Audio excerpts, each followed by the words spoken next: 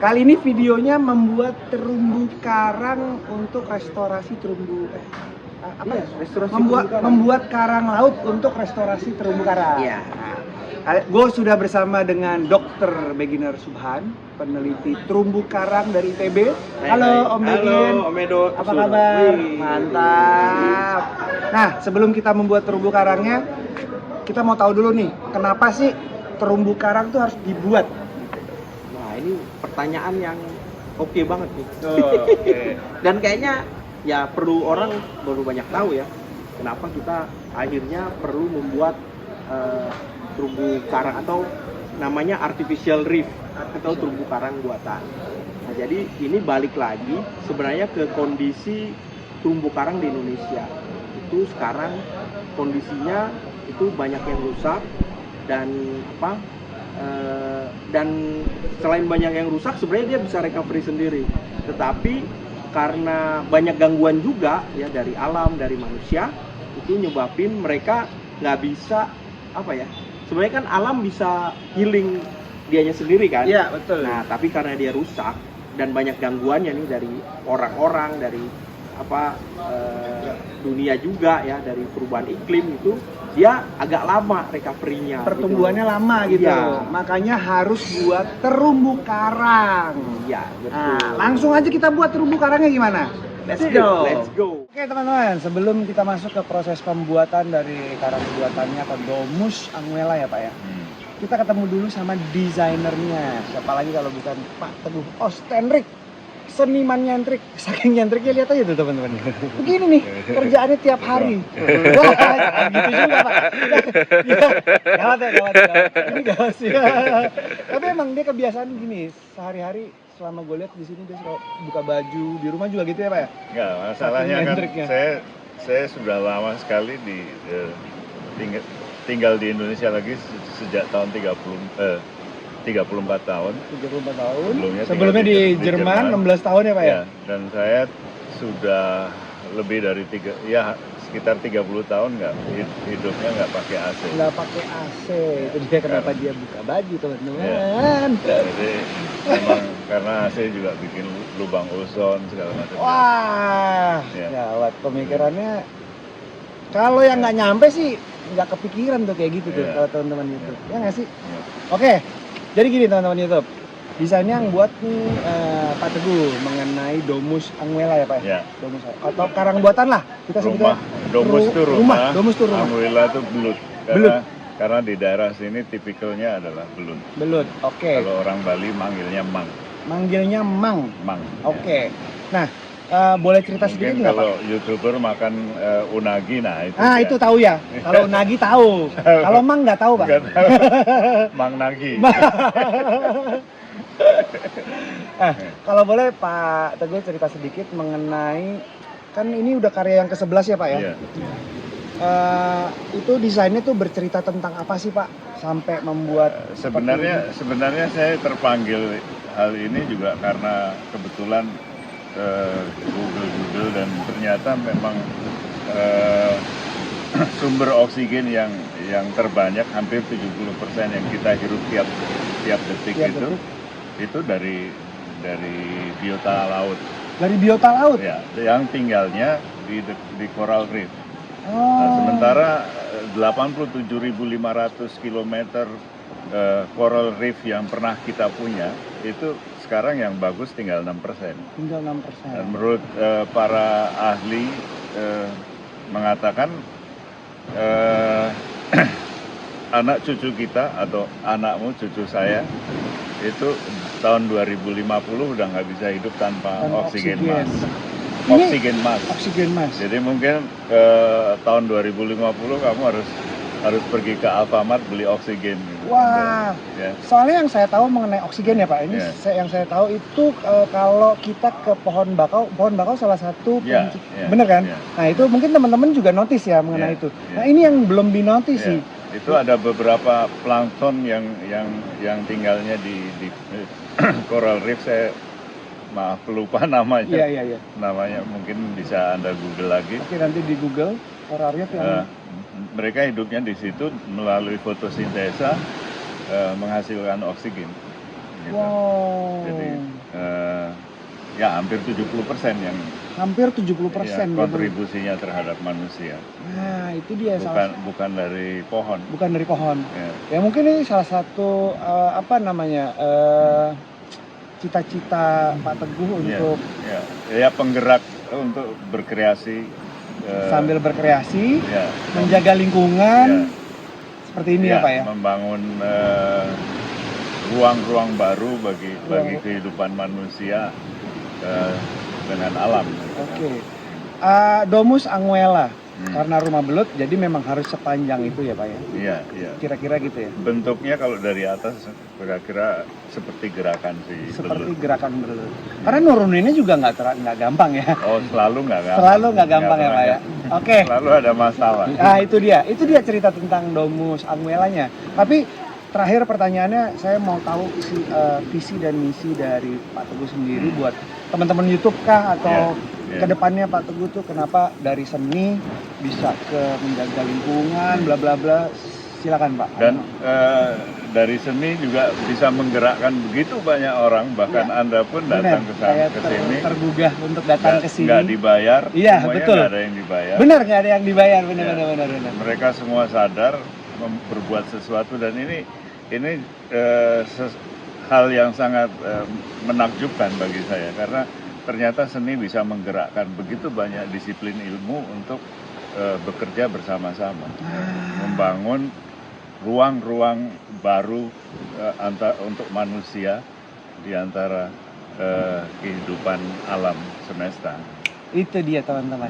Nah, selalu dia selalu bilang di konten-konten gua kalau kita tuh nggak pernah sendirian untuk berkarya, berseni, macam-macam. Contohnya, nih saya bisa ketemu seniman nyentrik saat ini yang udah terkenal banget gara-gara penggagas lingkungan ya Pak ya. Terus di sini juga teman-teman yang lain juga banyak yang saling membantu. Oh, ada film, ada kelautan, ada art director, ada macam-macam itu. Nah, itu dia. Mungkin pesannya terakhir dari Pak Teguh ini kalau saya rangkum, kita jangan pernah berhenti berkreasi karena kita nggak sendirian, bener nggak sih? Iya. Oke. Dan harus mulai dari diri sendiri, keluar kamar, cabut charger, matiin lampu, matiin AC. Terima kasih Pak atas visi dan misinya. Semoga teman-teman juga notice akhirnya sekarang, dan yang nonton juga jadi begini maksudnya. Thank you sekali lagi Pak Teguh. Sukses selalu ya Pak. Sama-sama. Mantap. Kita lanjut ke proses pembuatan. Let's go. Teman, sekarang gue udah sama yang pembuatnya, makersnya, yaitu Pak Is. Halo Pak Is. Ya, halo juga. Nih, memang di konten ini bukan gue langsung yang bikin, tapi gue lihat cara kerjanya. Sementara kita mau ngobrol-ngobrol dulu sama Pak Is. Pak Is. Ya. Pak Is kan yang buat ya. Ya. Backgroundnya Pak Is ini emang udah sering ngeset buat syuting. Wah, buat filmnya Pak ya? Buat iklan ya Pak? Ya. Wah, jadi dia yang bikin ini. Pertanyaannya Pak, tolong kasih tahu teman-teman semua material apa aja sih Pak yang dipakai Pak? Iya, sebelum saya jelaskan tentang materialnya ini, nama pekerjaan ini adalah tugas dari Yayasan Terumbu Rupa. Ya, betul. Membuat namanya Domus Anguilai. Domus Anguilai. Ya. Kencengkan dikit Pak, biar teman-teman bisa. Ya, karya dari seniman internasional asal Indonesia, Pak Teguh Ostendrik. Ya, saya dikasih gambar dari Pak Teguh, coba bikin seperti ini. Waktunya kira-kira 10 hari. 10 hari? 10 hari, ya. Saya lihat, dan oke Pak Teguh mau materialnya pakai apa nih Pak? Pakai besi. Ya semuanya unsurnya besi supaya supaya nanti bisa dipakai untuk rumah ikan, untuk nempelnya terumbu karang. Akhirnya kita pilih-pilih untuk situasi seperti ini. Kita bikin untuk frame-nya kita pakai pipa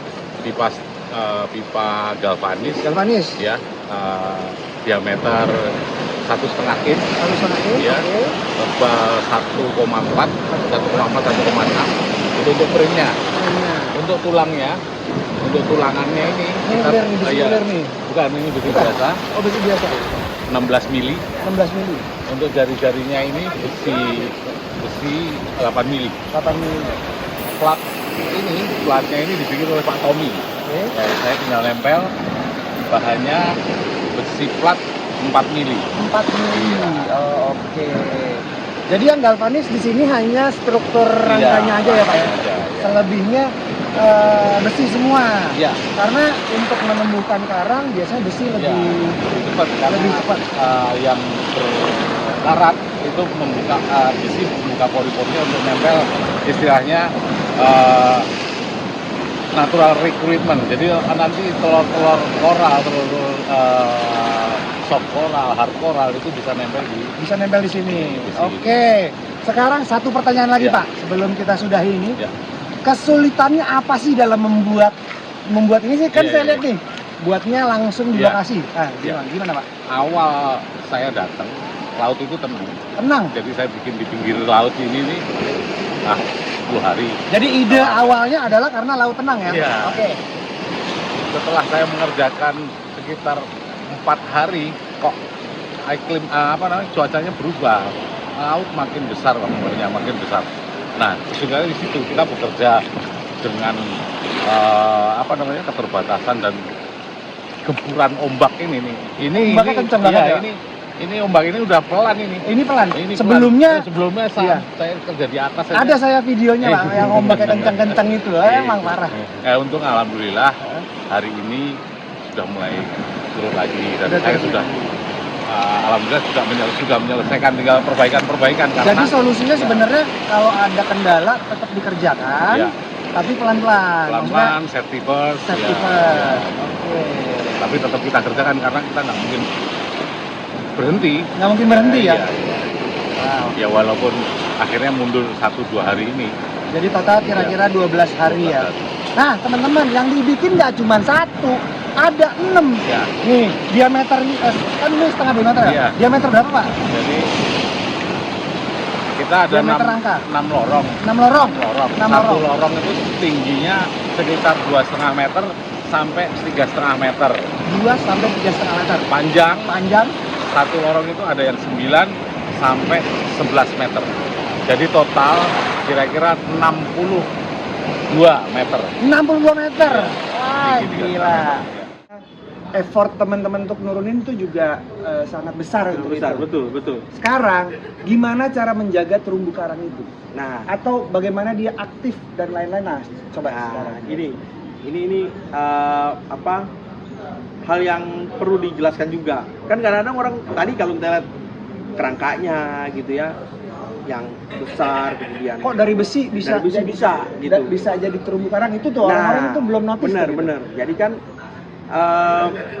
karang, jadi orang kan akan mikir nyeburin besi doang kok bisa jadi terumbu buatan tadi kan. Iya, betul. Nah, jadi yang bikin dia bisa bekerja adalah besi-besi itu nanti akan berfungsi sebagai tempat menempelnya larva karang. Larva karang. Anakan karang nempel di situ. Tadi kalau dilihat di bawah ya, itu kan bawahnya pasir. Betul. Nah, pasir itu bukan tempatnya karang nempel. Dia nggak bisa nempel di situ. Dia akan tenggelam, akan kelelep di situ. Jadi dia nggak bisa hidup. Dia butuh pondasi yang kuat kayak kita juga kan. Kalau rumah kita kita kan nggak bisa juga tinggal di lumpur. Karang juga sama. Dia nggak bisa tinggal di pasir. Dia butuh pondasi yang kuat. Jadi dia nempel di situ. Terus nanti dia akan tumbuh di situ.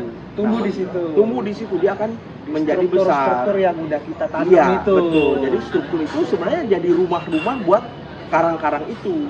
Nah, karang-karang itu juga nanti akan jadi rumah-rumah buat ikan. Habis itu kalau semua pada ngumpul di situ, jadi rame dah. Berapa lama untuk penumbuhan karang secara manual? Ada beberapa sih metode penumbuhan karang itu. Ya, jadi kalau yang biasa kita lakuin itu kita ambil karang yang jatuh-jatuh nih, yang udah patah-patah, kita tempel di situ. Namanya transplantasi karang. Nah, tapi ada juga yang kita gunakan sekarang itu hanya menyiapkan substratnya saja.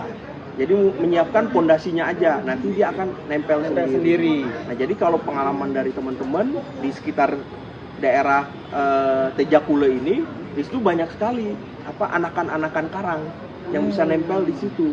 Nanti kalau kita lihat di sekitar tadi kan banyak tuh karang-karang. Iya. Nah, itu kira-kira 1-2 tahun dia sudah nempel di situ. 1-2 tahun. Ya, dan dia akan growing di situ.